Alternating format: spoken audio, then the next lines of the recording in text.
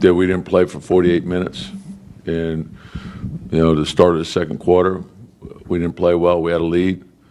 Didn't play tough with the lead. Came out to start the third. Didn't play well there. You can't afford to do that. Tom, when they have Drew Holiday on Cat, what ways can you take advantage of it, and why did you guys not? Well, because you got Cornette on the backside coming on a double.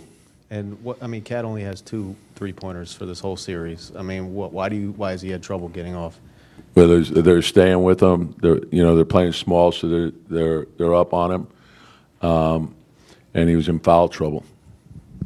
Tom, what did you see from Derek White in the first quarter that allowed him to kind of? Yeah, he got space. He great shooter. Can't give him that type of space. Tom, you talked about the way the guys came out at the start of the second, third quarter.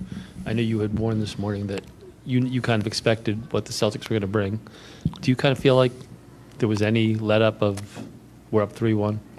Well, yeah, I don't. I knew the type of aggression that would be involved in this game, and so I think you got to understand that, and it's a battle on every possession. Tom, start of the third quarter, they go on that run. You left your starters in for the first eight and a half minutes of the period. Why did you decide to keep rolling with them? And just searching.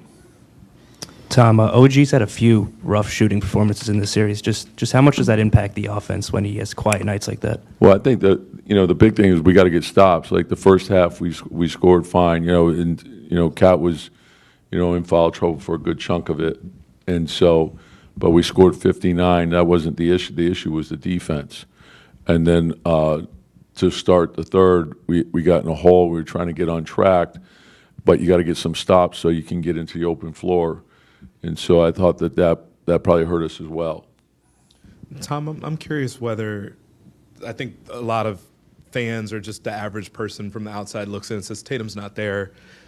The way that a team maybe moves the ball without a star player there, how fundamentally different is it just to stay on top of things and to be mindful of the ball movement the way that a team can do that when someone's not there? Well, that doesn't change stylistically, like in terms of they have a lot of shooting on the floor, so that's going to remain the same. And I think the thing about their team is they're a great defensive team as well. So we have to understand that we can't be slow getting back, and you can't give open shots to them.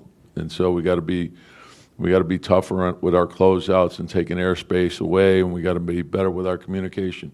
Yeah, Tom, you mentioned it a little bit there. The issues picking up guys in transition, especially the threes they got off in transition. What do you think lead to that? Yeah, and again, so I think it's twofold. I think it's the commitment to sprint back and then communicate to make sure that we understand what's going on, and we can't have any personal dilemmas of if you're missing a shot or it's not going well for you offensively, that you're jogging back. You got to sprint back, you got to communicate, and we got to be matched up. If one guy's slow, you're going to give him an open shot. You can't do that against this team. Tom, the third quarter, they took 18 free throws. Did you think the game got called differently at all in that third? Nah, it was one of those games. I mean, we had 40. They had a lot as well. So it's like it was a choppy game. But I think that was also reflective of the aggression. I think that you saw Josh's layup. Yeah, I knew it was going to be that type of game. Kind of with that, Jalen had 5 of his 6 fouls in the third. Obviously, that's unique. But you started the fourth. Wasn't with that just trying to get a little bit of something going? Yeah, I just felt like the game was like if we were going to have a chance, it was going to be right there.